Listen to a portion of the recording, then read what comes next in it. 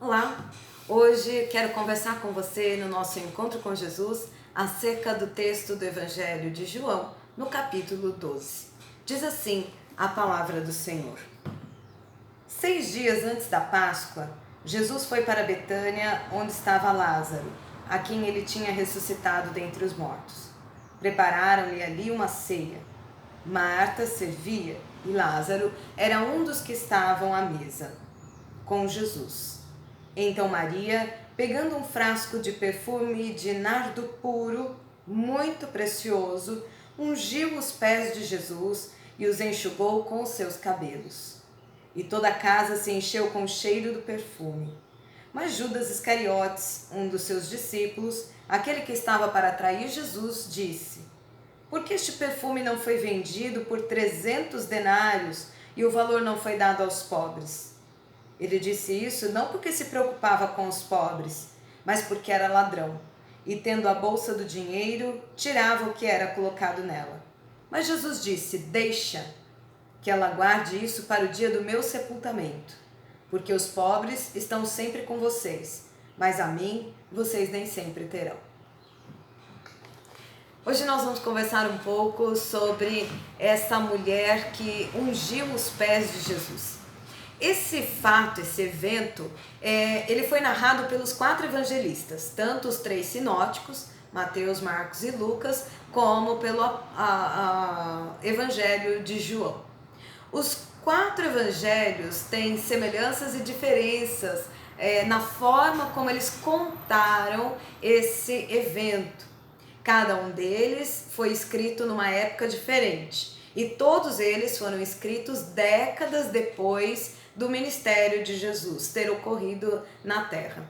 Portanto, cada evangelista dá o enfoque que ele acha necessário para os seus leitores, para as pessoas para as quais eles estavam preparando esse evangelho. Nós vamos então pensar um pouquinho, né? Eu vou aqui em linhas gerais dizer para vocês sobre algumas semelhanças e diferenças que esse mesmo evento tem nos diversos evangelhos. Em primeiro lugar, nós precisamos compreender com quem Jesus se encontra. Jesus se encontra com uma mulher e para Marcos e Mateus é simplesmente uma mulher. Eles não dão mais detalhes sobre quem seja essa mulher ou de que família ela quais são suas características, não diz nada para nós. O Evangelho de Lucas diz que era uma mulher pecadora.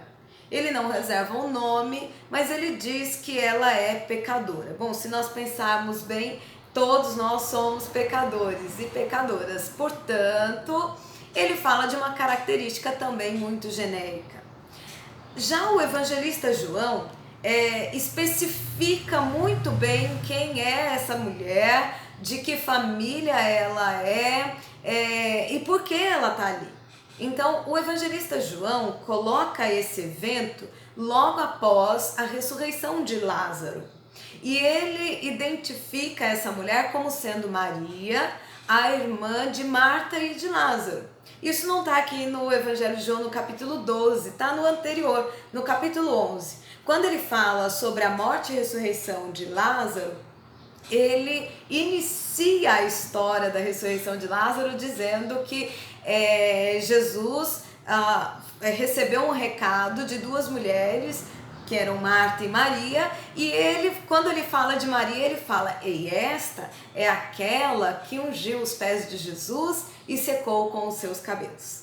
Então o evangelista João deixa para nós essa especificação de que é Maria e fala de que família ela é, né? A que família ela pertence à família de Marta e Lázaro. Onde foi que esse encontro aconteceu? Todos os evangelistas eles concordam que o encontro aconteceu na aldeia de Betânia, mais ou menos ali a 3 quilômetros de Jerusalém. Então, Jesus está já no processo de subida para Jerusalém, logo mais acontecerá a entrada triunfal de Jesus em Jerusalém e ele vai então para a sua crucificação. Porém, nem todos os evangelistas concordam com a casa onde aconteceu. Os evangelistas Mateus e Marcos dizem que esse evento aconteceu na casa de Simão, o leproso. O evangelista Lucas diz que aconteceu na casa de um fariseu, enquanto o evangelista João diz que claramente aconteceu numa casa onde estava Lázaro e Marta estava servindo a mesa. Por que Marta serviria a mesa se não fosse a casa dela própria? Então o evangelista João deixa entender que tenha ocorrido na casa de Lázaro. Até porque ele coloca também na sequência, né, logo após a ressurreição de Lázaro. Como se fosse meio que um ato de gratidão, né, pela ressurreição de Lázaro, e ele está ali servindo uma refeição.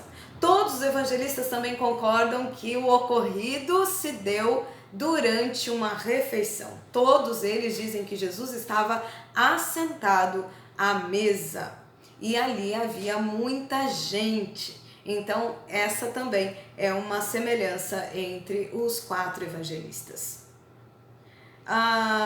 E quando foi que isso aconteceu? Todos eles também colocam esse evento justamente nos últimos dias da vida de Jesus, nos últimos dias do seu ministério aqui na terra, antes da sua crucificação, no momento em que Jesus decide voltar para a região da Judéia e logo mais, poucos dias depois, ele sobe para Jerusalém, acontece a entrada triunfal de Jesus em Jerusalém. O que foi que aconteceu nesse encontro com Jesus? Qual é a situação narrada pelos evangelistas? Bom, Mateus e Marcos dizem que a mulher trouxe consigo um vaso de alabastro. Alabastro é a matéria-prima desse vaso, né? Desse frasco, cheio de perfume. E alguns deles, na verdade Marcos, né, e João, identificam que o perfume que havia nesse frasco era o nardo puro. João ainda acrescenta uma característica, né? Ele diz que era um perfume muito precioso e todos eles concordam que era um perfume muito caro, tanto que a discussão, né, entre os discípulos e Jesus por que essa mulher não vendeu esse perfume para dar o dinheiro aos pobres e tal, porque custa muito caro. Fala de 300 denários. Denário era a moeda de pagamento de um dia de trabalho. Então imagine, é quase um ano de trabalho sem gastar nada, né, para conseguir um vaso, né, um frasco desse perfume de nardo puro. Mateus e Marcos dizem que a mulher derramou esse perfume sobre a cabeça de Jesus. Lucas diz que a mulher trouxe um vaso de alabastro cheio de perfume e estando por detrás de Jesus, ela começa a chorar, molhar os seus pés com as suas próprias lágrimas, enxugar os pés de Jesus com os seus próprios cabelos e então ela unge os pés de Jesus. E o apóstolo João diz que Maria trouxe um frasco de nardo puro e ungiu os pés de Jesus com este perfume e enxugou os pés com os seus cabelos. Existem duas questões implícitas aqui com relação à unção dos pés de Jesus. E cada evangelista enfatiza uma perspectiva diferente. Uma das perspectivas é dizer que Jesus recebeu da mulher o tratamento honroso que ele deveria ter recebido do anfitrião daquela refeição, né? Do dono da casa. Quem é que chamou Jesus? Foi Simão o leproso? Foi um fariseu? Foi o próprio Lázaro? Nós não temos aqui essa concordância entre os evangelistas, mas seja lá quem for, o anfitrião da refeição é aquele que precisa receber o seu convidado de uma forma honrosa. O que era esperado então ao chegar na casa de alguém que estava oferecendo uma refeição?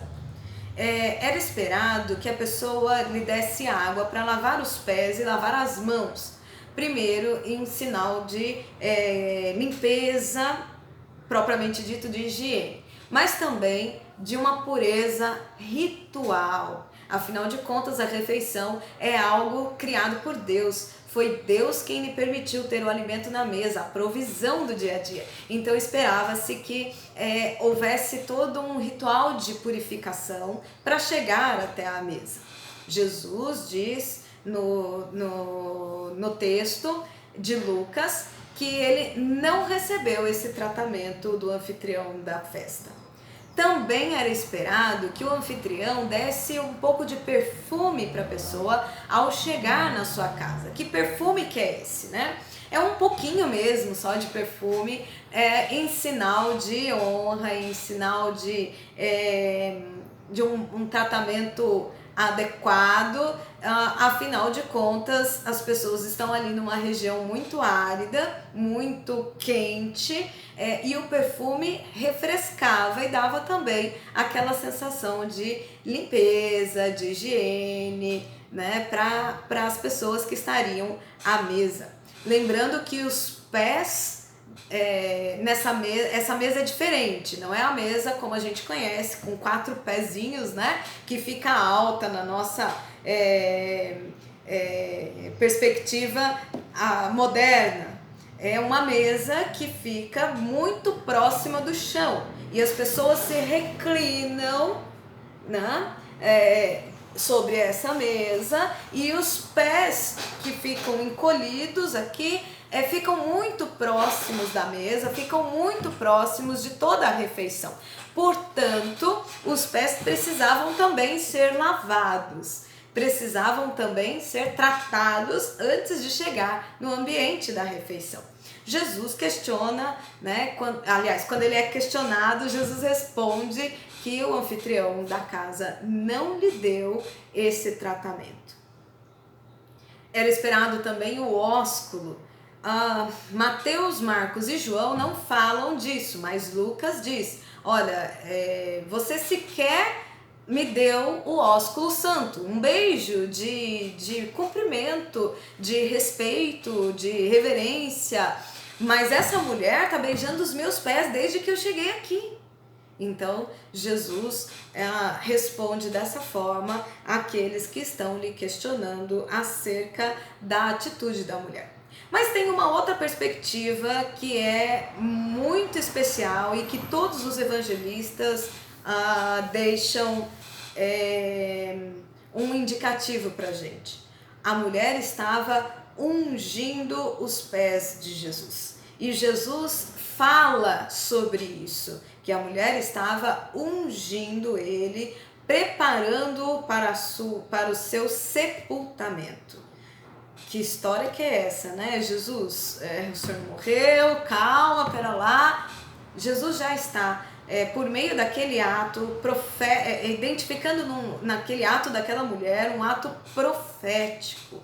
Ela está preparando Jesus para a sua morte. Os corpos naquela época eram preparados para o sepultamento com algumas iguarias, dentre elas perfume. Afinal de contas, o nosso corpo, no estado de morte, ele exala cheiros fortes, odor mesmo. E então eles preparavam o corpo com perfumes. O tempo também de velório era diferente do nosso. Então o corpo era preparado assim. Mas tem uma outra questão na unção que é muito importante da gente relembrar. O que era unção no texto bíblico? A unção tinha 5 finalidades. A primeira delas era medicinal, era para cura. As pessoas eram ungidas, as suas feridas eram ungidas para cura. O profeta Isaías fala um pouquinho sobre isso. As pessoas também eram ungidas como sinal de embelezamento físico, como um perfume mesmo, né, para nós. também eram ungidas como sinal de alegria, de liberdade, com sinal de riqueza. Deus está ao nosso favor, né? E quando uma pessoa negava receber essa unção, era sinal de luto. Então a unção tem um significado de grande alegria, né?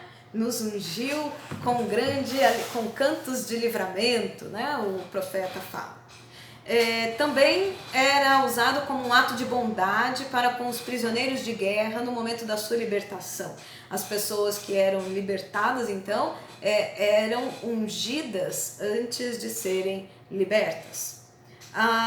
E por fim, as pessoas eram também ungidas para selar uma importante missão que elas tivessem. E aí, nesse caso, esperava-se da pessoa ungida uma resposta positiva, com atos responsáveis, com atos comprometidos com a missão para a qual ela foi ungida. Isso acontecia na vida dos reis, dos sacerdotes, dos profetas e também com alguns objetos consagrados, né, para o uso, especialmente nos templos. Bom, com essa atitude de Maria, de ungir os pés de Jesus, Maria estava preparando Jesus para a maior missão que ele teria no seu ministério. Maria estava preparando Jesus para uma missão mais que especial, a missão de morrer por toda a humanidade. E Jesus identifica isso como um ato profético e ele diz então para as pessoas que estão questionando o ato daquela mulher: deixa a mulher em paz, porque ela está me ungindo para o meu sepultamento. Ou seja, Jesus reconheceu, ela está me preparando para a maior missão que eu tenho aqui, que é morrer em favor da humanidade. Nesse sentido, então, Jesus entende que ele tem também, conta também com a expectativa de muitas pessoas de que ele cumpra a sua missão e particularmente a expectativa divina de que ele cumpra a sua missão de forma responsável. Qual é a resposta de Jesus? Mateus, Marcos e João narram o desfecho da história dizendo que Jesus falou: deixem essa mulher em paz, porque ela apenas me preparou para a minha morte. E Lucas acrescenta ainda na fala de Jesus que perdoados estão os seus pecados, porque Lucas começa dizendo que ela é uma mulher pecadora. Jesus, então, naquele ato, ele diz para todos que estão ali presentes: os seus pecados estão perdoados. Mesmo não sabendo exatamente se esse fato ocorreu com Maria, irmã de Marta e Lázaro, ou se foi com uma outra mulher, nós sabemos de uma coisa: a sua ação foi acolhida por Jesus como uma expressão de adoração e como um ato profético sobre o seu ministério. No sentido em que ela anunciou o que estava para acontecer, né? É a missão de Jesus de morrer em favor de muitos.